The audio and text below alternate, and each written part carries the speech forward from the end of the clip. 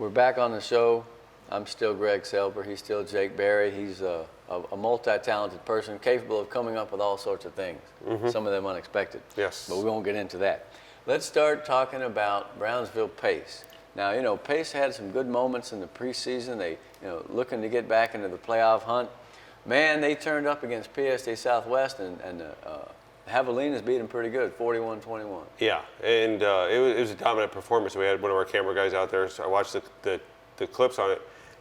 I don't know what you say in that game. I mean, nothing went right for them. Really. Well, remember PSJ Southwest 2 years ago almost made the playoffs. Yeah, they were down a little bit last year, and so maybe that was an aberration. Okay, so Pace takes on Pioneer, another one of those games where both teams started with the loss. Would you expect Pioneer to have the upper hand at least going in? I think so. I think that you're going to see an offense that really wants to get off the ball again. They scored 27 against Memorial, so not a bad feat. No, not at all. Especially when you're talking about a team that's running the ball and chewing up clock. Yeah. To score 27, that's pretty good. How they do against Pace, I can see them doing pretty well in this game.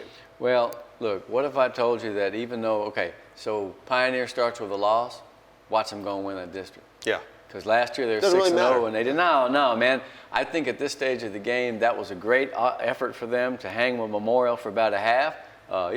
Nobody, I think, expected them to win. Yeah. But they didn't get blown out. It looks like a blowout because they had some long runs. But on the other hand, it was 14 all at one point or something. So, Pioneer, I think, is still and might find shape. And they got off the fantasy ziggy about, well undefeated. Hey, man, it doesn't matter. They lose that game to one of the best teams in the Valley the last 10 or 15 years, and now they're going to take on Pace. All right, down in North, one of those teams that we touted as possibly a contender in that 32-5A. I still believe that they are. They're going to host Martin. So Martin lost to who we were just talking about right now. Corpus Christi Veterans. Yeah. Now, who in the world is that? They came down and played great at a volleyball tournament 2 weeks ago. Is it a new school? Veterans Memorial, right? Yeah, I'm not even sure. I've never heard. Whoever it is, they beat Martin 31-7, so that's a good lick. Martin at Donna North. Okay, when you're Donna North, what you have to spend a week doing is working on execution. And the coaches have been saying this lately. They've been bringing back a very old phrase from the old days. Hold your water. Yeah, J.J. Leja loves that phrase at EHS, and I heard it over in Gruya. Hold your water. You know what that means? Just be cool. Yeah. Don't jump. I watched Gruya, and we're going to talk about it in a minute. Raymond at St. Joe, man, they had 9 offside penalties. 4 for one and 5 for the other. Yeah. Coach, St. Joe was shifting, and Gruya was like, oh, whoops, hold your water. So that means when you score, get back and play the game. When you give one up, get back and play the game. This is the 3rd year for the Chiefs, and I think they're good and mad about last week. I think they feel they should have won that game, and so do I to a certain extent, although I was not there. Let's see how they do this time. Are we going west? Are we going west right now? We're going to go west, yeah.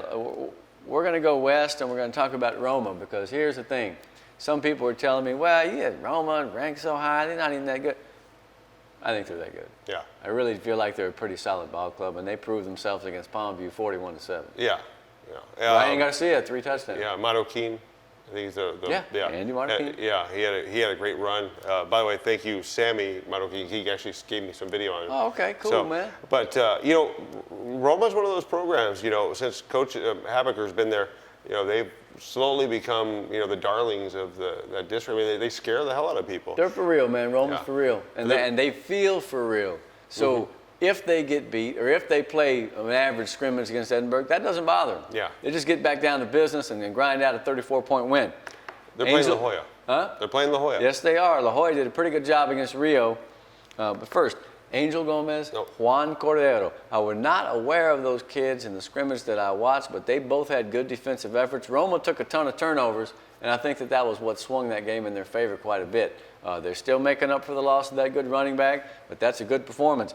They play La Jolla. Now, what do you expect? La Jolla suffered from a late game turnover that blocked.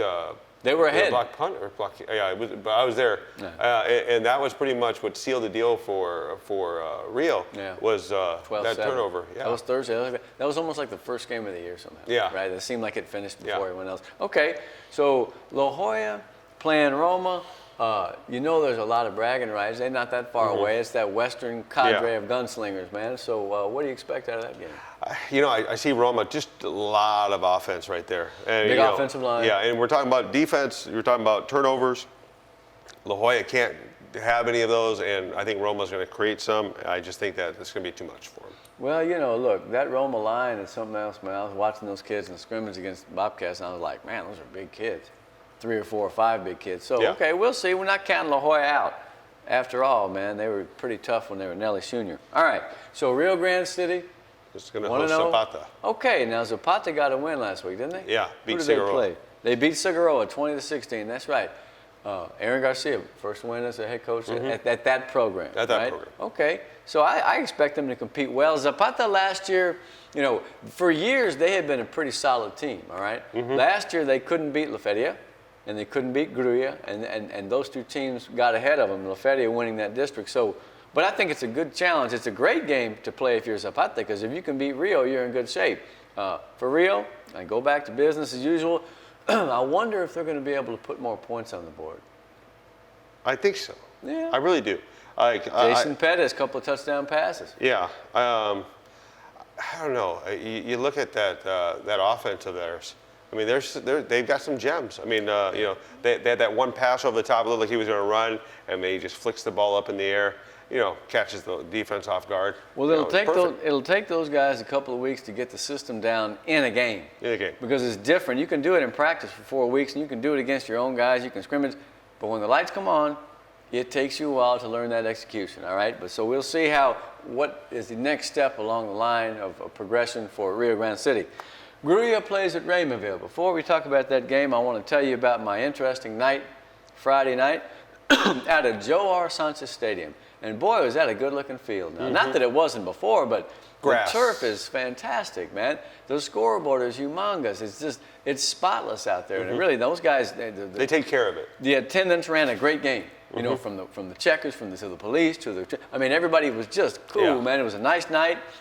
99 points, more than 1,000 yards.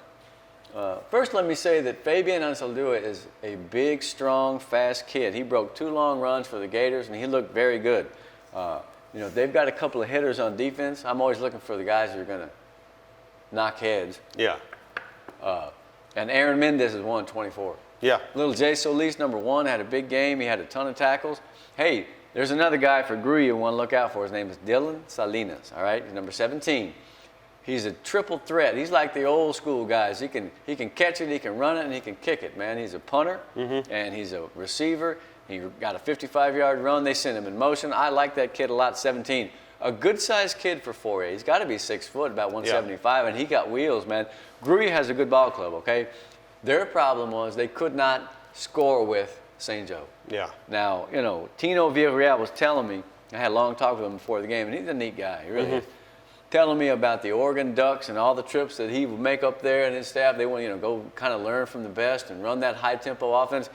It shows you what their expectations are for that team when they win 64-35, have 550-something yards, and he's not satisfied at all. In fact, he was pretty unhappy about certain aspects. I'm not going to go into details. But so, look, the bottom line is they play in a tough district, man. The teams that St. Joe will play in district won by 122-12, 3 games that first week, okay? Wow. San Antonio, Central Catholic, and San Antonio, who? St. Anthony. Yeah, okay, St. so Anthony. all of them are pretty good. Is this where I get a chance to pom-pom it a little bit? Yeah, man, Kai Money's good. He's plenty good. Just a little bit. He's plenty good, man. First of all, he's super, how do I say it, intuitive. He makes cuts that just have to be seen to be believed. He gets out of things. He doesn't get caught. Frankly, they had a hard time blocking that big Gruya front. That's a good defense. You can tell me how's the defense good when they gave up 64 points. Gruya will have a good defense. They may lead the league in yards and points. You just mark it down. But he just got away. He disappears. He's a puff of smoke, man. He's getting bigger, he's getting stronger, he's fast. And let me tell you something, he's not just an option quarterback. He can throw the ball. I've got a picture of him where he's releasing the ball. His follow-through, unbelievably perfect form. He uses every ounce of strength and leverage that he has. I was just super impressed with the kid, man. I think, I'm looking at films, and it's one thing to see a guy in person, and another thing, films or rumors. No, he's a very good football player. And if he gets the sort of growth that I think he will, like he's his going to dad. be about 6'1", 190, and he's going to be a D1 player. You Yeah. can just, I would predict that, and I'm not trying to jinx the kid because he put for, for another thing, I thought he was very well-spoken and polite fellow. If not, his dad would probably crunk him on the head because Yeah. he can still whoop on you, man. I He's a big guarantee boy. you. Phillips big, man. His hands are like. He's my homeboy, my Edinburgh homeboy. Yeah. Anyway, yeah. Kai Money's hands are huge. He don't look that big, right? But when he shook my hand, I was like, ow! Yeah. He powdered me, man. It was a great game. But that's not all St. Joe has, all right? I tried to make that clear in the story. I mean, I know I went crazy on the guy, you know me. But big kid, Mario Garcia, number 5. That guy looks like a 6'8" kid. He reminds me of Juan Gonzalez from La Jolla. Remember about 8 years ago, that huge kid that got hurt that had like 1,800 yards? He's about 6'1", 190 something. He runs a 49 and a quarter. He's a monster, man. And he's just now learning that you go north-south, right? Sometimes he'll still try to pick and choose. But when he runs hard, man, that kid, you can't tackle the kid. He's huge, man. Gunnar Henderson, let's face it. Yeah. I got a picture of him catching the ball and doing like a Heisman. Yeah, he's going to be a good player down I there. got you on video. He's running a dragger out in the end zone, and it's pinpoint right to him. Oh, what a throw. And you're looking up like, oh my God, I can't believe it just happened. Yeah. No, and here's the best thing about that play.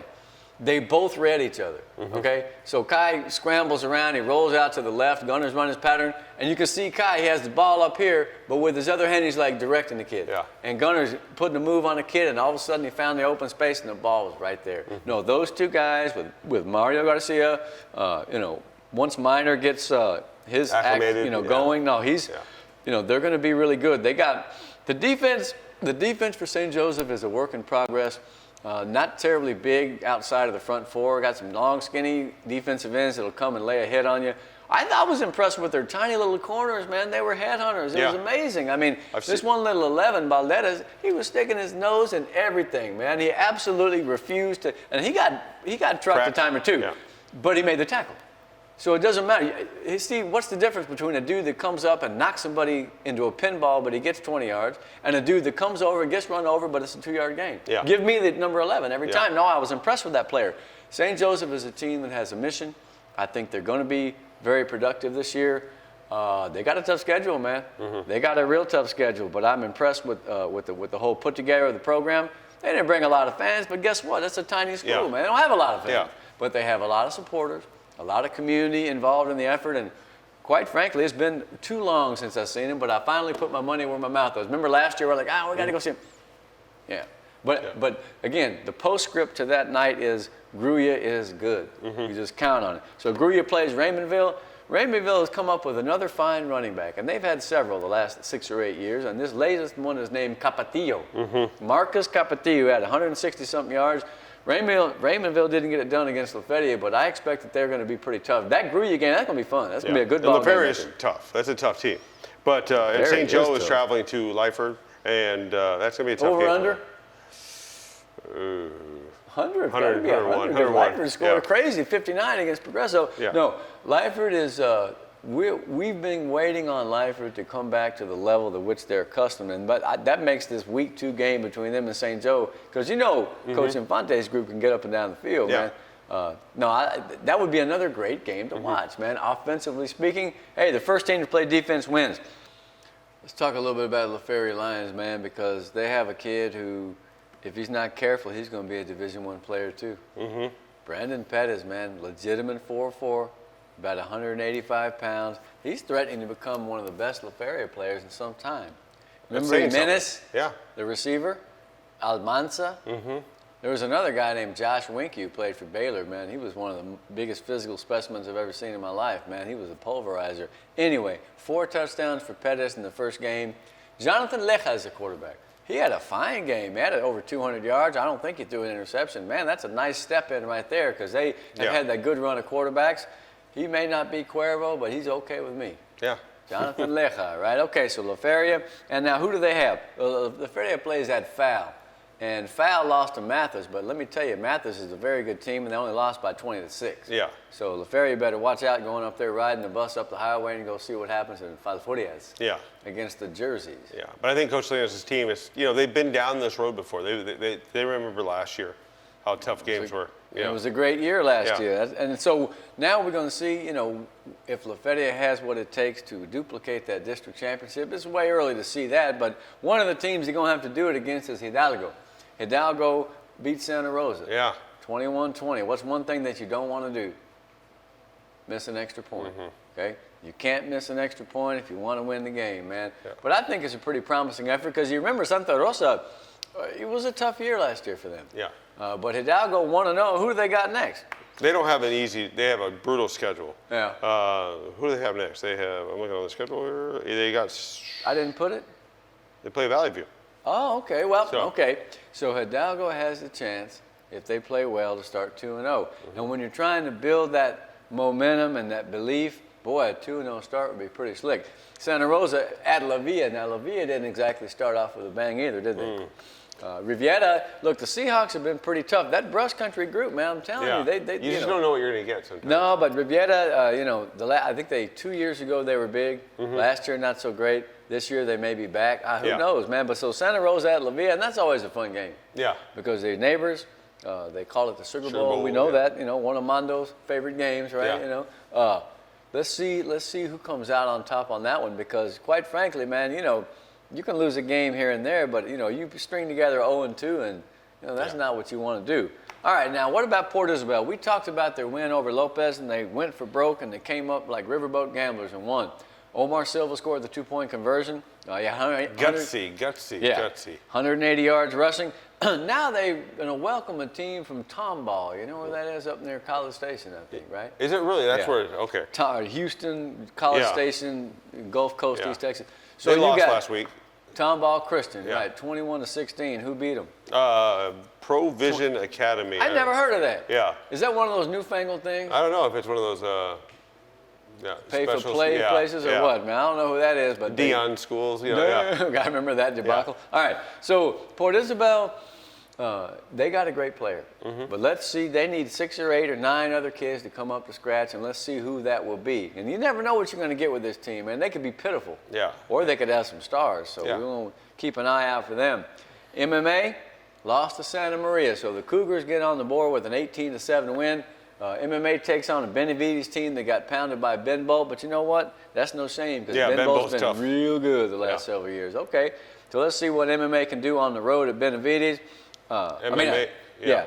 Wait a minute. MMA is at Monte Alto and And Santa Maria's at Benavides? Yes. Hey, we got to figure that out. Yeah. Man, hold on. I'm going to have to have a cookie Yeah. and figure out what I'm doing here, man. And that doesn't mean I don't respect them other teams. I just messed it up. yeah. But I will tell you this. The Monte Alto kids are ready to play. So they didn't play last week. Yeah. This They're will be gonna their opener. Yeah, man. The sky is the limit. Yeah. They've had athletes. Last year was not their best. Let's see if they can put it together this week against, I guess it's MMA. I don't know. They might be playing Benavides. I have no idea what I'm talking about. There might be something blinking right here if we're wrong. So. Pitiful. All right. Well, let's sum it up here. First week, I think the theme probably was some of our teams took on some big shots, and they did very well, including San Benito, including Mercedes, including Weslaco. Some of our teams that we ranked very high, most of them won. Won 63-62 and set some records in the process. Again, congratulations to Robert Guerra. And one of them won convincingly, only to have their best player go down. Yeah. So how will Harlingen respond? Manny Gomez always says, next man up. And he's not gonna to miss a lick. He's gonna work them, and their coach is gonna get back to the drawing board. Hey, man, that's Abel's big moment, man. I mean, Yeah. so he stepped in, had a good ball game, scored a couple of touchdowns. Let's see how they take care of United South. Any other moments or notes or things? Hey, we want to thank the people at the Grindstone for giving us the digs, man. Not giving, but Yeah, well, cookies at least. Indeed. But yeah, it's going to be an interesting week because you're going to see all those changes because nobody wants to go 0-2, right. and the teams that are 1-0 want to go 2-0. So it's going to be interesting the wrinkles that they throw in the second week because they nobody really wants to give up everything before district, Yeah. but they want to make sure it's fine tuned. Who will throw the first halfback pass? That's what I Yeah. want to know. Do they even call it that anymore? The Yeah. jet sweep pass, Yeah. reverse, double secret probation on 2. All right, so I just missed it. I'm Yeah. having a hard time now. I just missed it. Ready? Okay. Let's see. Who is going to do what to whom? We're going to talk about next week. You need to keep an eye out for the poll. right? We got the poll coming up. I'm gonna throw some photos from the St. Joe and Gruya game. I didn't look; it was too late in the day, and I just didn't do it. So you're gonna get to see some photos there. Anything else coming up? Special features you want to tell them about? What to look for? We got some new stuff on the website. Kevin Narro's doing a weekly grind or midweek grind. So he'll be grinding up on you on Wednesdays. Cougar outfielder of old. Yeah, and we'll have some interesting stuff. You'll like it. Well, 956sports.com, man. That's where it's at. I don't even know if a lot of them other cats are still in business. Yeah, I got to say, one real quick thing. Thank you to Darren Haynes at ESPN. Darren. Yeah, used to be down here with Channel 4. Brendan Fitzgerald from 4 is there. Me, Tony Collins. you. Yeah, all those guys. Yeah, he's the only one that made it, Darren. That's because he's the best looking. Yeah. At Rascal. Yeah. Alex Pena's there doing stuff too. Alex Pena. Yeah, that's he used to right, write for us. Yeah. So we've been with 2 guys that are at ESPN. Man, we like the minor leagues, man. Yeah. Don't forget us, bro. Yeah. But special thanks to him. He was texting me all day trying to get Robert Guetta's performance on SportsCenter. So special thanks to him. All right, man. The first week was fun. We'll tell you all about the second week when we come back. Greg Selber, Jake Berry, the show. Do it.